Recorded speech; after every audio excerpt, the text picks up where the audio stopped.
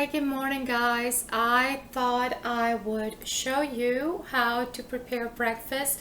This is better lighting because it's daytime. And excuse my hair. I am not, here to be looking pretty necessarily. If I try and I do, that's great. But it is morning time, and I like to take care of myself in the afternoons. So it is what it is. This is what I look like when I've got my makeup on from the day before. But anyway, I am gonna go ahead and make an omelet for you because it's like a frittata omelet. And I want to show you because I've got children and I want to pass this on to my children, Alexander and Jacob and all their friends. Okay, so because I'm limited with the camera issue, I will show you. I wish I could have a camera like up here. That would be ideal. But anyway, okay. So what I'm making today is eggs. You can call it a frittata. You can call it an omelet because you'll see what it ends up being. And then I've got some oil here in this pan. This right here for the plantains. I'm going to be making plantains, and I like to use, for the plantains, I like to use regular olive oil, not extra virgin, regular olive oil or avocado oil. You can use canola oil, whatever is non-GMO or whatever.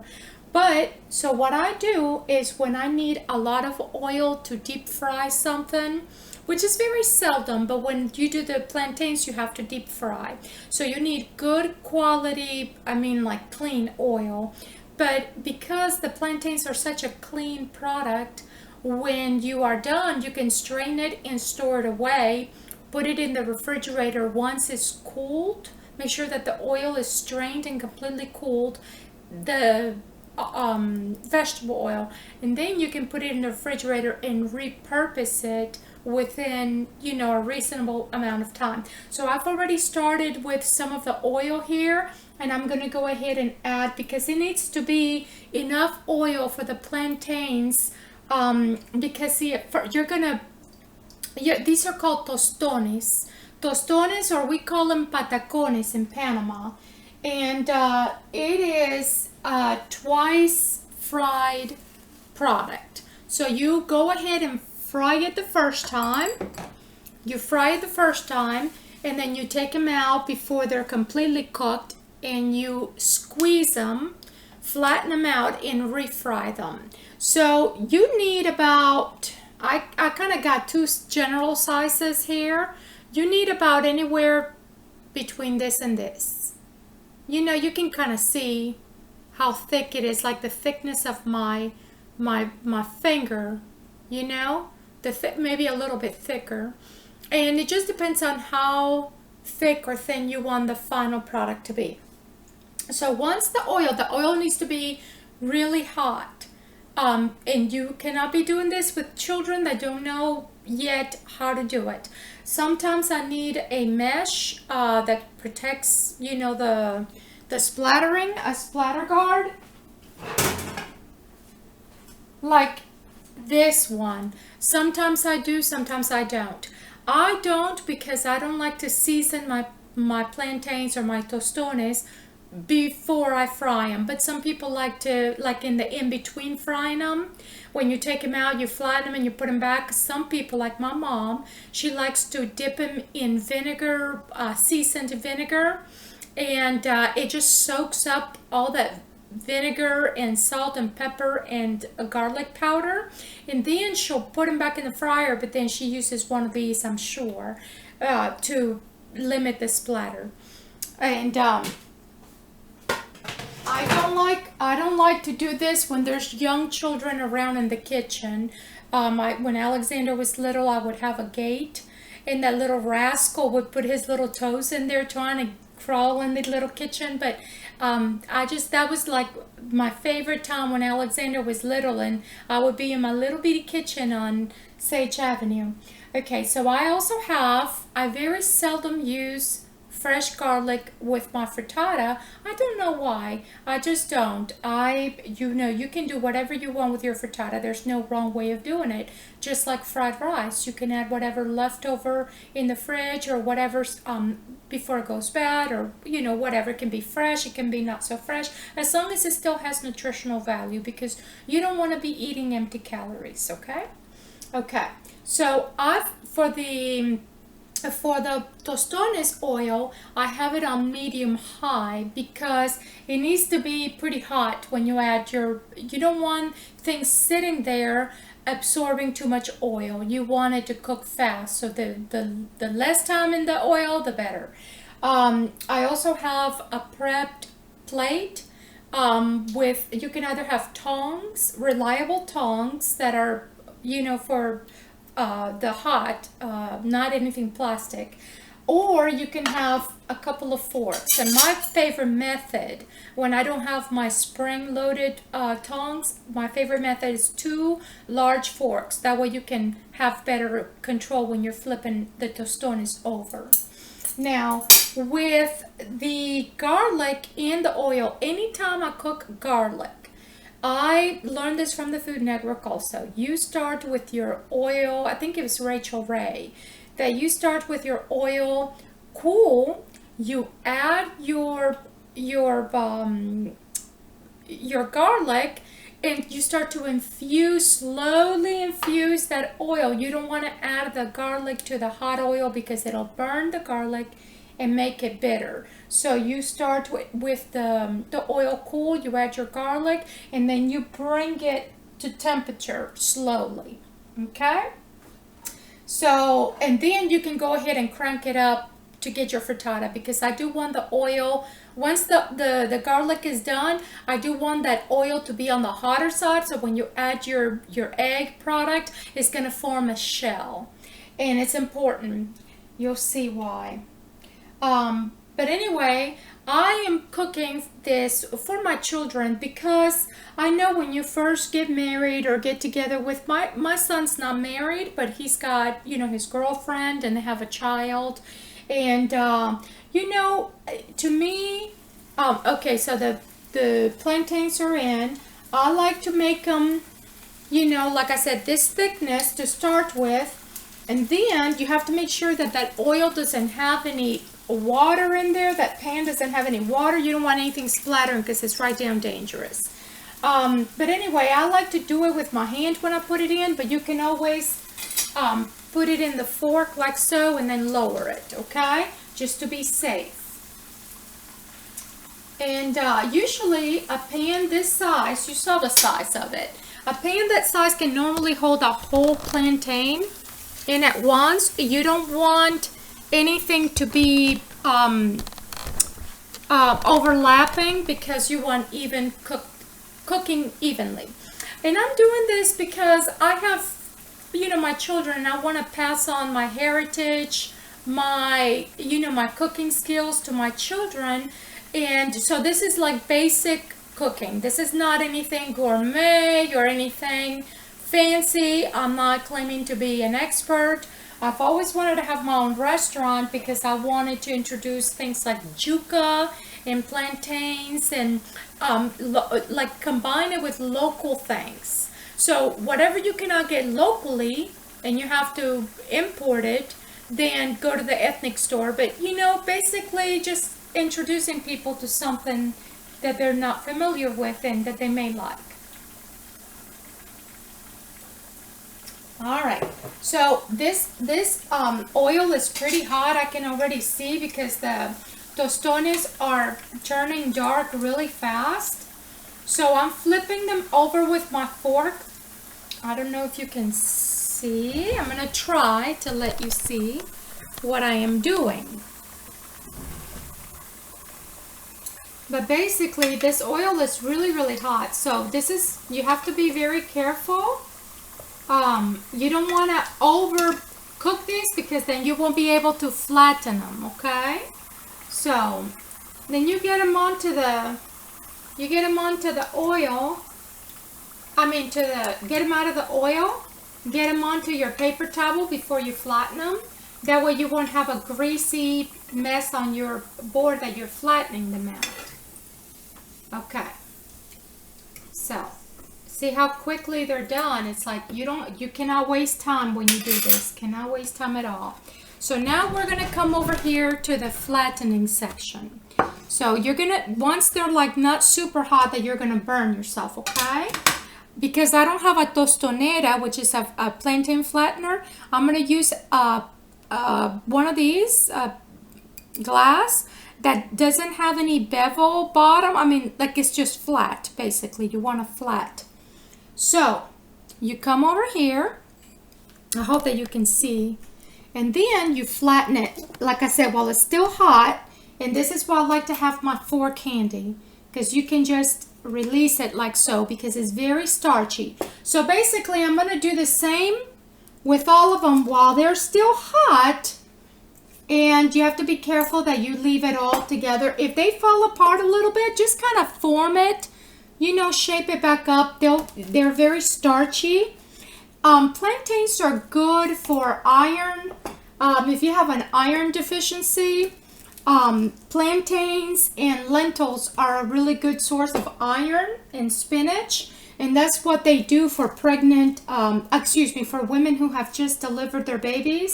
The moms will come home and make them lentil soup or lentils, a thicker form of lentils, and with spinach, fresh spinach cooked down. You can add your spinach to the lentils, and then plantains. You can do it ripe or green. It's all good for you put it in like so. It's all good for the iron. And for women when they have just delivered, you know. Now, if you're taking the prenatal vitamins, which everybody is taking prenatal vitamins, I'm sure, you know, when you're pregnant and after delivery, you have to be careful with too much iron. It's not good for the digestive system, okay? So, anyway, that's that. So, I wanted to show you, I have to watch it because they cook quickly. So, over here is a plantain, and this is how you cut into a plantain.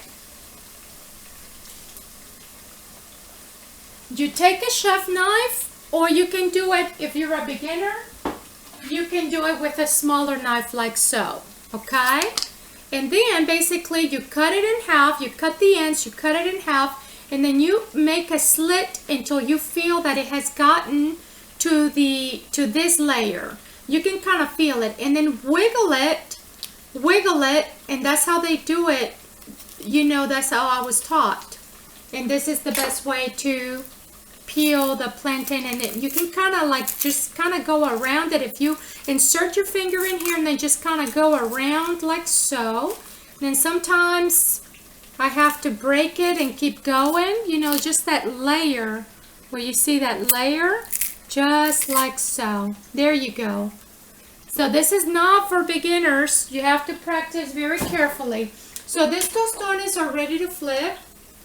I'm going to go ahead and they start to float, and you can kind of feel them. They kind of feel really, you know, just really, you can touch them, tap them on the top, and feel how crunchy they are already. But you really want to make sure that they're golden all the way through, evenly cooked, so they're really crunchy and delicious.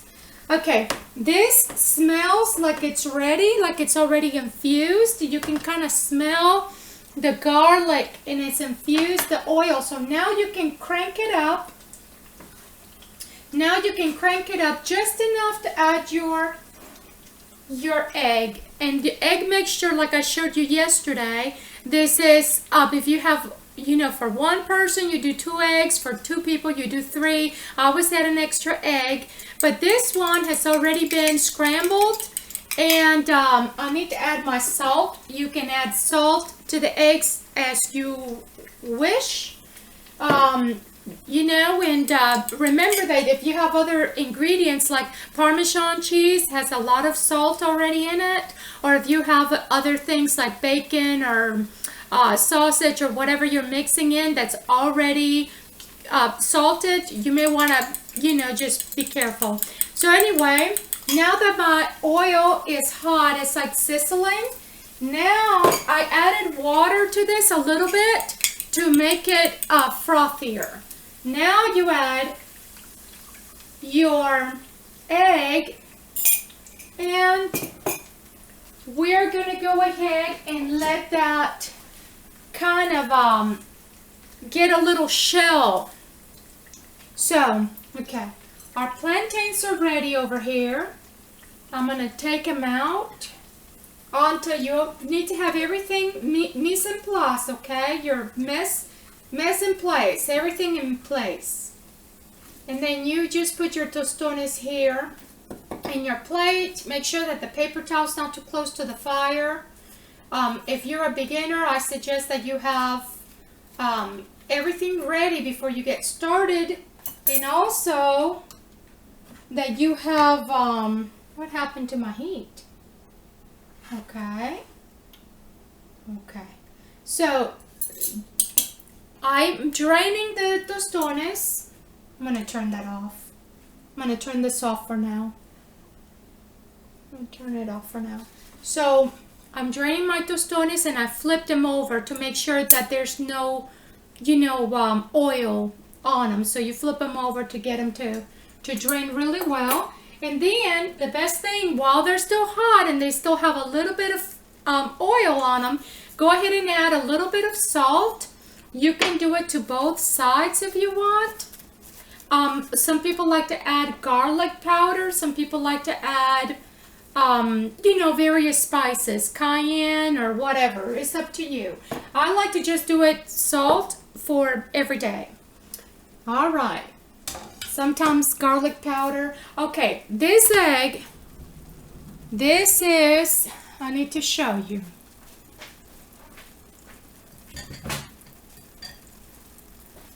This egg, okay, we can probably turn it down a little bit. So I like to take it like so, and then just make like little volcanoes or make little hills by just letting the loose egg run to the side. And the reason why I'm creating these valleys and mountains and valleys, if you will, is to give it some texture so that when you put your tomatoes and peppers and such, then you have some, you know, some to grab onto that. You know, I forgot to saute my veggies ahead of time. So it is something that I'm just gonna bypass for right now. I should have sauteed my veggies ahead of time, but I don't want to put raw veggies in there. So because this is just a basic egg recipe. Now when you start to run out of that running liquidy egg, that's when you can go ahead and just let it be. Okay? Turn it off and add your cheese to it. And I do have tomatoes. Tomatoes you don't have to cook. So this is going to be a basic, these are tiny little multicolored tomatoes. They're so cute. You just cut them in half and you just add it to like the little valleys in here. And because like I said, sometimes I like a simple frittata. This is a frittata because I'm not folding it over. If you fold it over, it's an omelet. So I like to season my tomatoes because tomatoes have no salt whatsoever, and they kind of tend to take away even if you add salt. So I am going to add my pepper now because it has fresh garlic. I'm not gonna need to add anything else. Sometimes I like to add paprika or a cayenne. You know, that's up to you. Whatever you want to do. Sometimes I like to start my egg before I add the egg. I like to add a little bit of turmeric to the oil to season that oil. and then it kind of cooks the turmeric a little bit so it doesn't have that raw turmeric taste. And now you can add your cheese. I've turned it off. Now you can add your cheese of choice. You cannot go wrong with whatever kind of cheese you want. I'm using today a smoked Gouda because I feel fancy, but you can do whatever you want. And we're going to cover this like so. I like to cover it. You can use a regular lid. I use a plate as long as the plate doesn't break with the heat. And then you can either leave it in the heat or you can remove it from the heat. It's up to you. At this point, it really doesn't matter because, you know, I want a good shell underneath. I want a nice crispy shell. I hope I get it. But anyway, so now we're going to eat tostones with eggs for breakfast. Okay.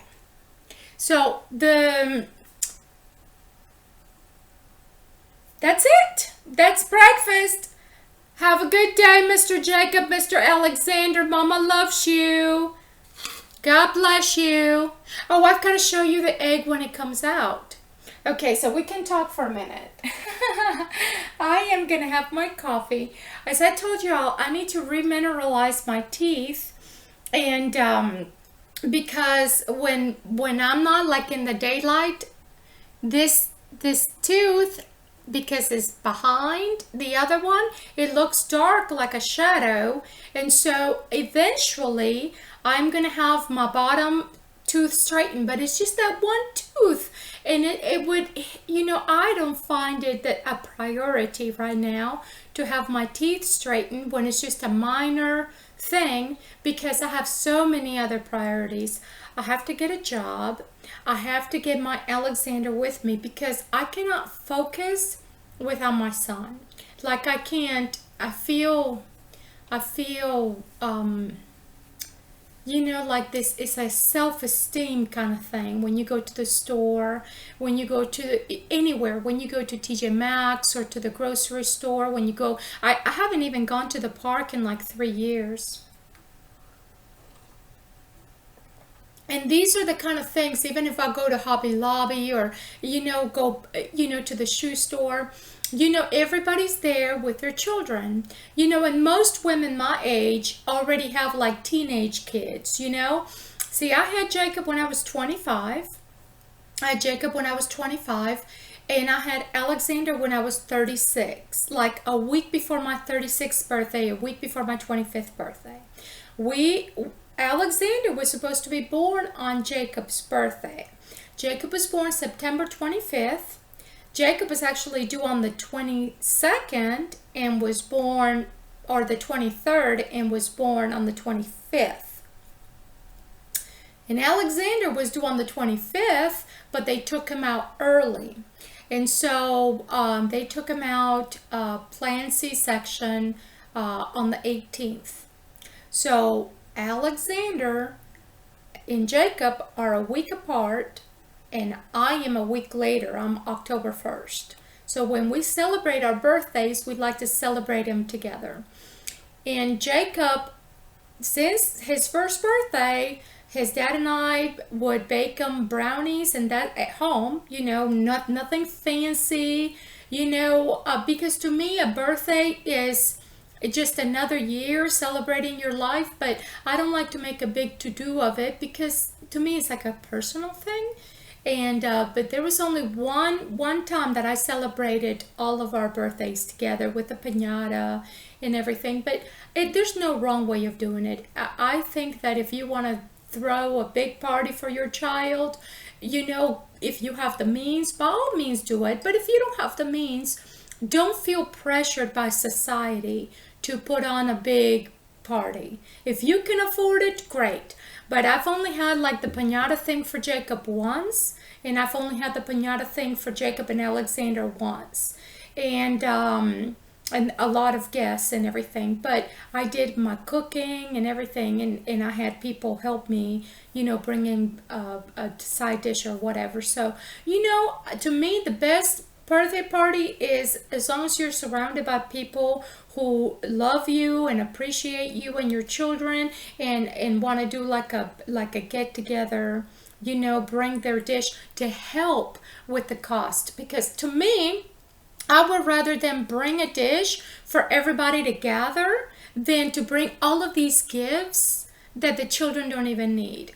You know, because to me, the children need to play outside. They need to, you know, they already have toys. You know, they need to play outside and share their toys, you know, that they already have. You know, just to buy every year, to buy more and more and more stuff, and then you don't have the room to put it. You know, so to me, it's like, get what you need when you need it, but when you have a birthday party, the most important thing is to have people come over and be there and help. Like, oh, I'll bring the cake, I'll bring the ice cream, I'll bring the potato salad, I'll bring this and that. Before you know it, you didn't have to pay for anything. It paid for itself because people who are bringing a dish are also eating. So it like the party pays for itself.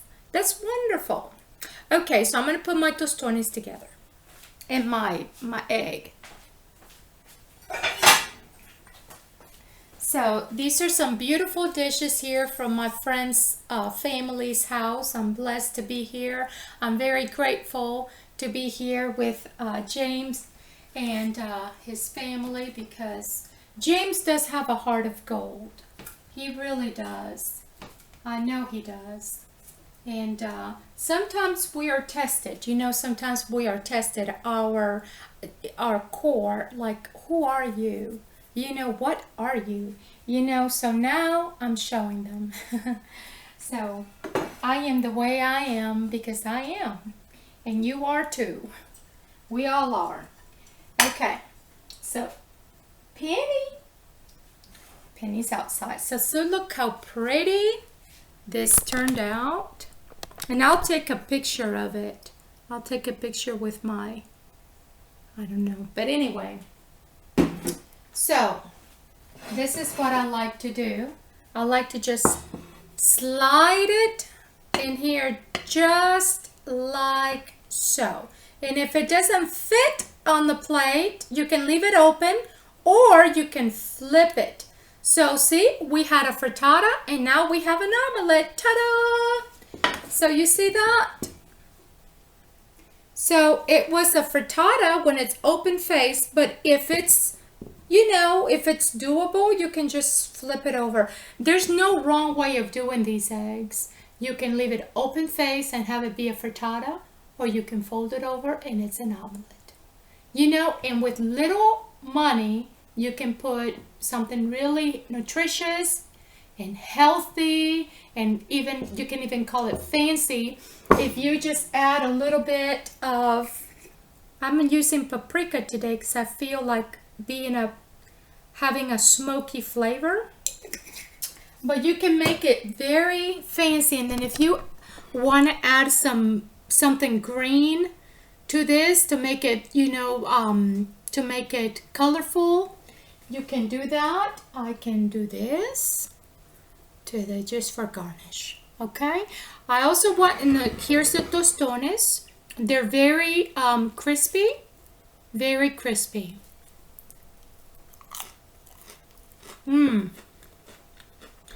Good stuff. Okay. I'm going to take a picture of this so you can see, because the lighting in here with the artificial lighting and the natural lighting may not be like they're fighting one another. But I've got this to show you that I don't like to waste anything. Like the Chinese, they don't waste anything. So I've got my little peppers. I like to use the multicolored peppers. And sometimes when you're in a hurry and you need peppers that don't have any seeds in them, you want to cut the ends off, but you want to get right down to business, right? You save these. You save these for later. And then you can see that the seeds are mostly on the top. Sometimes they're all along, but most of the time with these tiny little peppers, they're on the top mostly. So I like to put these in the refrigerator and use them later when I have time. And basically I just like to go around like so. Like so. Okay. And take out the seeds and the little, see, and then you end up with a strip like this, and then you can just dice it however you, or strip or whatever. So don't throw away the ends of your pepper. And that's my tip for the day. I hope you have a good day. And may God bless you. May God bless us all. And remember that Earth is our planet, our home. Woo! Thank you, Papa, for the gifts on this earth. And thank you for this wonderful planet and all the diverse people who live in it. And we are listening to you. And we are going to be taking care of our home because it is a gift from you. Amen.